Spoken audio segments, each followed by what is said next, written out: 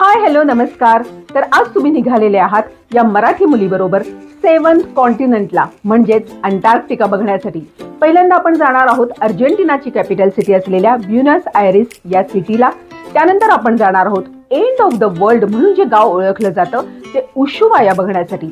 आणि उशुआयामधूनच आपण घेणार आहोत क्रूज अंटार्क्टिकाला जाण्यासाठी.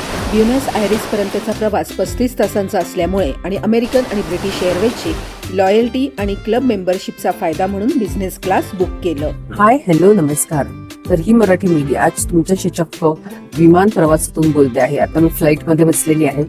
30 ते 32 तासाचा प्रचंड मोठा प्रवास करून थकलेली आहे, कंटाळलेली आहे. खरं तर मूवीज बघितल्या, किंडल वाचलं, बुक वाचलं आणि मग मात्र ठरवलं की आता तुमच्याशी बोलूयात. कारण Mumbai to London, London to Miami, Miami to Buenos Aires असा मी प्रवास करते आहे आणि तुम्हाला घेऊन निघालेली आहे अंटार्क्टिकाच्या टूरला. साऊथ अमेरिका खंडातील मोठा देश तसेच जगातील 8वा मोठा देश म्हणून अर्जेंटिना ओळखला जातो. अर्जेंटिनियन पेसो हे तेथील चलन आहे. तसेच स्पॅनिश भाषा मुख्यत्वे बोलली जाते.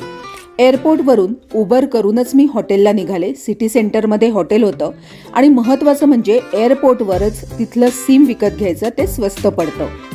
स्वान हेलेनिक या क्रूज कंपनीकडूनच अर्जेंटिनाचा एका नाईटचा स्टे, डिनरचं कुपन असं आपल्याला मिळतं. सिटीमधलं कासा लुसिया हे 4 स्टार हॉटेल त्यांच्याकडून बुक केलं होतं. सुप्रभात, गुड मॉर्निंग, नमस्कार. तर आज आपण बघणार आहोत ब्युनस आयर्स आणि उद्या आपण निघणार आहोत अंटार्क्टिकासाठी.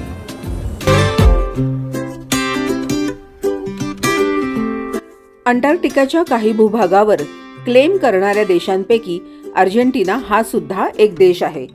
27,80,000 स्क्वेअर किलोमीटरमध्ये पसरलेल्या या देशाची लोकसंख्या जवळपास 4,67,35,000 आहे आणि याचा GDP फक्त $1.5 ट्रिलियन आहे. तर आता आपण निघालेलो आहोत अर्जेंटिनाच्या एका वायनरीमध्ये. वायनरी बघूयात आणि वाईन टेस्ट करूयात.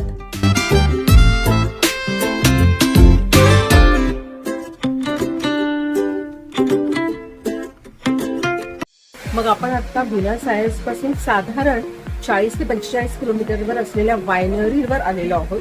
आणि तुम्ही माझ्या मागे बघत असाल, अचानक पाऊस सुरू झालेला आहे.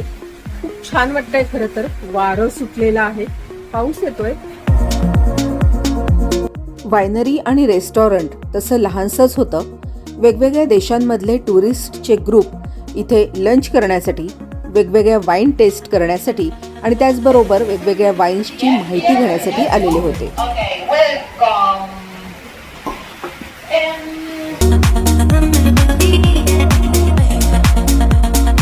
पाऊस जरा वेळाने थांबला आणि आम्ही सुद्धा मग द्राक्षांच्या वेलींच्या बागेमध्ये फिरत थोडीशी वाईन टेस्ट केली.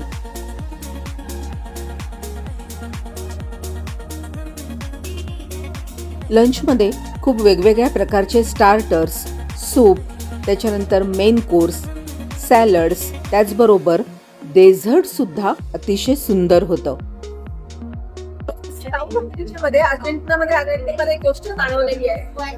These people like Bindi, particularly. त्यांना खूप आवडतं. काल मला उबर सुद्धा विचारलं, इंडियन उबर हा थर्ड आहे. मला समजलं की आधी थर्ड आहे म्हणजे काय. Then he showed me picture आणि त्याच्यात हिंदी लावलेलं, कितीचं एवढं आकर्षक आहे आणि इथे पण त्यांनी लावलेली आहे. तर त्यांना खूप आवडतं आहे. आपलं हे कल्चर, आपलं ट्रेडिशन त्यांना खूप आवडतं आहे.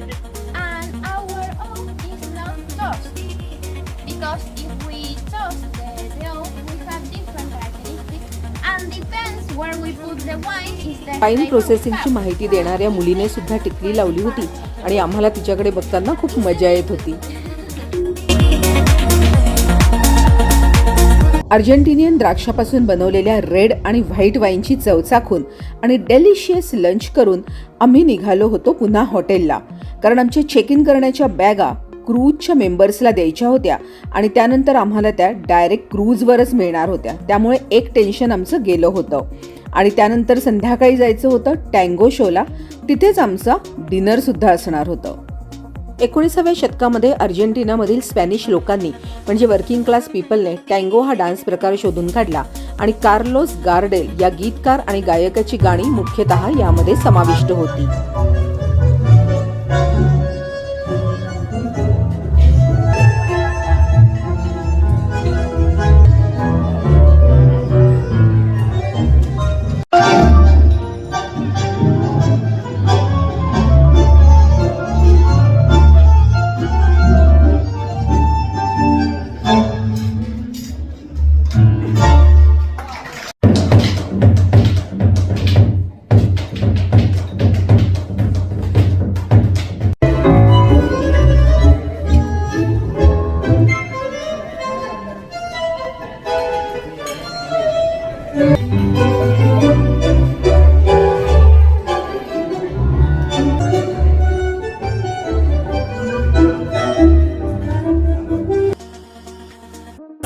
सुप्रभात, गुड मॉर्निंग, नमस्कार. तर ही मराठी मुलगी आज तुम्हाला घेऊन निघालेली आहे एस.एच. मिनर्वा क्रूजवर.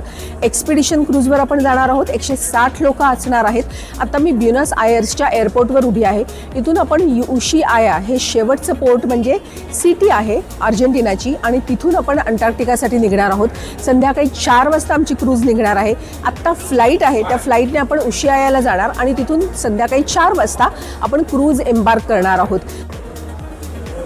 तुम्ही आता बघत असाल, आत्ता मी एअरपोर्टला आहे. प्रचंड गर्दी आहे आणि उशिआयाला जाणाऱ्या जवळपास 5-6 फ्लाईट आहेत आणि या सगळ्या फ्लाईटमधून सगळेजण फक्त आणि फक्त अंटार्क्टिकासाठीच निघालेले आहेत. वेगवेगळ्या क्रूज उशिआयाहून निघणार आहेत.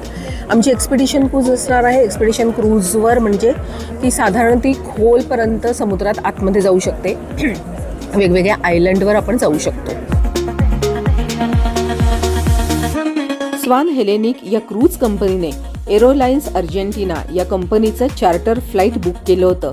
याचं कारण म्हणजे संपूर्ण विमानात फक्त आणि फक्त क्रूजचेच प्रवासी होते. बॅग्स घेऊन बाहेर आलो तर स्वान हेलेनिक या क्रूज कंपनीचे क्रू मेंबर्स बॅग्स घेण्यासाठी रेडीच उभे होते. त्यांनी लगेच बॅगा कलेक्ट केल्या आणि बाहेर आमच्यासाठी बसेस पण रेडी होत्या डायरेक्ट आम्हाला क्रूजवर नेण्यासाठी. उशिआयाला पोहोचलो आहोत. एअरपोर्टच्या बाहेर आलो. ऊन आहे पण प्रचंड वारं सुटलेलं आहे आणि अंटार्क्टिकाची पहिली झलक दिसायला सुरुवात झालेली आहे. अर्जेंटिनाच्या पॅटागोनिया रिजन मधलं एंड ऑफ द वर्ल्ड म्हणून ओळखलं जाणारं उशुवाया गाव. मुख्यतः स्पॅनिश लोकवस्ती असलेल्या या गावाची लोकसंख्या 80,000 आहे. एअरपोर्टवरून क्रूज टर्मिनलकडे जात असताना निसर्गरम्य, टुमदार आणि समुद्रकिनारी वसलेलं गाव बघताना खूप छान वाटत होतं. उशुआया गावातील समुद्रकिनारा म्हणजे खरं तर खाडी आहे. बिगल चॅनल असं त्याला म्हणतात आणि या बिगल चॅनलच्या वाटेने आपण पुढे गेलो की आपल्याला डायरेक्ट पॅसेज लागतो, जो ओलांडूनच सगळ्या क्रूज किंवा बोटी अंटार्क्टिकामध्ये प्रवेश करतात. क्रूज टर्मिनलवर आल्यानंतर आधी थोडेशी मी आजूबाजूला भटकले. मग एस.एच. मिनर्वा ही क्रूज बघितली. क्रूज खूपच छान दिसत होती लांबून. मग असं ठरवलं की आतमध्ये जाऊयात. हातातल्या ज्या बॅग्स आहेत त्या आतमध्ये ठेवून देऊयात, रूमच्या कीज घेऊयात आणि मग Ushuaia end of the world town म्हणून जे ओळखलं जातं ते बघायला जाऊयात. कारण आम्हाला झाली होती घाई ती अंटार्क्टिकाचा स्टॅम्प मिळवण्याची. कारण अमेरिकेचा व्हिसा असल्यानंतर तुम्ही अर्जेंटिनामध्ये जाओ नाहीतर अंटार्क्टिकामध्ये तुम्हाला कुठेही इमिग्रेशनचा स्टॅम्प पासपोर्टवर मिळत नाही. मग टुरिझमचा स्टॅम्प का असेना तो मिळवण्याची आम्हाला घाई झाली होती आणि त्यानंतर मग मी निघाले उशुआया हे गाव बघण्यासाठी. गाव छोटंसं टुमदार आहे. अंटार्क्टिकाच्या समुद्रकिनारी असल्यामुळे अर्थातच थंडी होतीच, पण त्याचबरोबर गावात फिरायला खूप छान वाटत होतं आणि सगळेच टुरिस्ट फिरत होते क्रूज सुरू होण्याच्या आधी. इथे टर्मिनलवरून तुम्हाला बिगल चॅनलला जाण्यासाठी बोटीसुद्धा घेऊ शकता तुम्ही. ज्यांना अंटार्क्टिकाला जायचं नाही आहे ते इथून चॅनलमध्ये फिरण्यासाठी बोटी घेऊ शकतात. आणि मग मात्र 1-1.5 तास भटकून आम्ही परत यायचं ठरवलं. तेवढ्यात आम्हाला सिटी बस दिसली आणि ओपन सिटी टूर करायचं ठरवलं आम्ही. 1 तास त्याच्यातनं फिरलो, अर्धा तास पायी फिरलो आणि मग क्रूजवर आलो. कारण आमचं रात्री असणार होतं कॅप्टन्स रिसेप्शन डिनर. क्रूजच्या 7व्या डेकवर इमिग्रेशन चेक इन फॉर्मॅलिटीज झाल्या आणि क्रूज आपला पासपोर्ट जमा करून घेतात. मी आत्ता 5व्या डेकवर आलेलो आहोत आणि आमची रूम आम्हाला मिळालेली आहे 512. आमच्या ज्या लगेज त्यांनी एअरपोर्टवर कलेक्ट केलं होतं ते ऑलरेडी इथे आणून ठेवलेलं आहे लगेज. म्हणजे तुम्हाला हेवी लगेज कॅरी नाही करावं लागत. आणि इथे आम्ही की टॅप केली आणि की टॅप केल्यानंतर आता आपण आत जाणार आहे. सो ही आहे आमची रूम. This is washroom.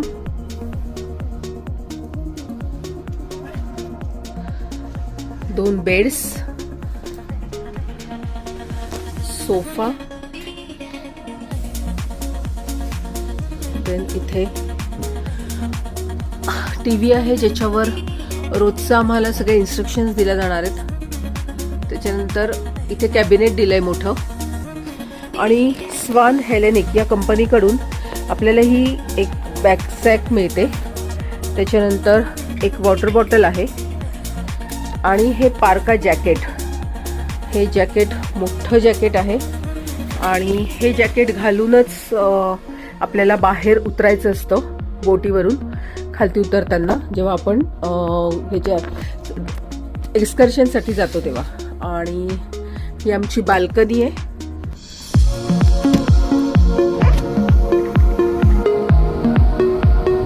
सगळ्या टुरिस्टच्या चेक इन आणि इमिग्रेशन फॉर्मॅलिटीज पूर्ण झाल्या की साधारण 1 तासाने क्रूज सुटते, म्हणजे साधारण 5:15ला क्रूज सुटते. सकाळपासून काहीही खाल्लं नसल्यामुळे 4थ्या डेकवर रेस्टॉरंटमध्ये जेवायला आले. स्वान रेस्टॉरंट हे सगळ्या टुरिस्टसाठी 4थ्या डेकवर आहे आणि 7व्या डेकवर सुद्धा क्रूजवर रेस्टॉरंट होतं लाईट बाईट्ससाठी, म्हणजे तुम्हाला दिवसभरात केव्हाही भूक लागली तर तुम्ही तिथे जाऊन खाऊ शकतात. प्रत्येक दिवशी क्रूज कुठून जाते आहे त्याचा व्यवस्थित मॅप आणि आजूबाजूचं सी लाईफ कोणतं दिसू शकतं हे सुद्धा 7th लॉन्चच्या बाहेर लावलेलं असायचं. 7व्याच डेकवर संध्याकाळी लगेचच आमच्यासाठी सेफ्टी ड्रिल होतं, जे कंपल्सरी प्रत्येक टुरिस्टने अटेंड करावंच लागतं. And the same signal on the ship's audio alarm. Assembly stations. This ship has 2 assembly stations. Observation lounge 7 aft. Please note that general emergency signal is not an abandoned ship signal. Abandoned ship. Safety drill झालं आणि SH Minerva ही आमची expedition cruise सुटली. उशुवाया हे गाव लांब जाताना छान दिसत होतं आणि त्यानंतर आम्ही 8व्या डेकपासनं क्रूज बघण्यासाठी सुरुवात केली. SH मिनर्वावर 160 टुरिस्ट आणि 140 क्रू मेंबर होते.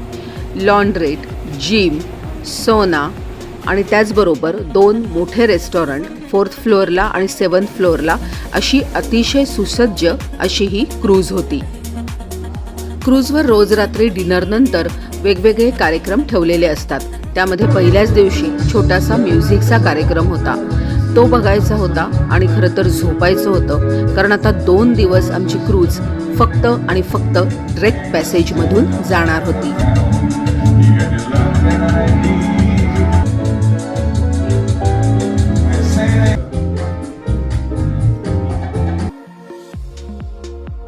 इंग्लंडमधील एक्सप्लोरर सर फ्रान्सिस ड्रेक यांची बोट पहिल्यांदा 1578 मध्ये या पॅसेजमधून गेली, म्हणूनच याला ड्रेक पॅसेज असं म्हणतात. अंटार्क्टिकाला जाण्यासाठी आपल्याला ड्रेक पॅसेज हा ओलांडावाच लागतो. चिले आणि अर्जेंटिना देशाच्या खालून सुरू होणारा हा ड्रेक पॅसेज म्हणजे समुद्राचा भाग जवळपास 1000 किलोमीटर एवढा आहे. तो अत्यंत धोकेदायक समजला जातो, कारण तिथे खूप स्ट्रॉंग विंड्स, खवळलेला समुद्र, उंच लाटा असं कायम असतात. चालताना आपण क्रूज शिपवर सरळ सुद्धा चालू शकत नाही. सी सिकनेसचा त्रास होऊ शकतो असा हा भयंकर पॅसेज आहे. याचं कारण असं की अटलांटिक ओशन, पॅसिफिक ओशन आणि सदर्न ओशन हे जिथे एकत्र येतात त्यालाच म्हणतात ड्रेक पॅसेज. ड्रेक पॅसेजमधल्या पाण्याचा प्रवाह जेव्हा शांत असतो तेव्हा त्याला म्हणतात ड्रेक लेक आणि पाण्याचा प्रवाह जेव्हा खवळलेला असतो तेव्हा त्याला म्हणतात ड्रेक शेक. आता तर कुठे आपल्या या अंटार्क्टिका प्रवासाची सुरुवात झालेली आहे. अंटार्क्टिकाचा हा पहिला व्हिडिओ तुम्हाला कसा वाटला ते मला कमेंट बॉक्समध्ये लिहून नक्की कळवा आणि पुढचे सगळे अंटार्क्टिकाचे अमेझिंग व्हिडिओ बघायला विसरू नका. ज्यांना कुणाला अंटार्क्टिकाला जायचं आहे आणि ज्यांना मराठीतून व्हिडिओ बघायचे आहेत, माहिती घ्यायची आहे, त्यांच्या सगळ्यांबरोबर हे व्हिडिओ नक्की शेअर करा. तोपर्यंत बाय बाय.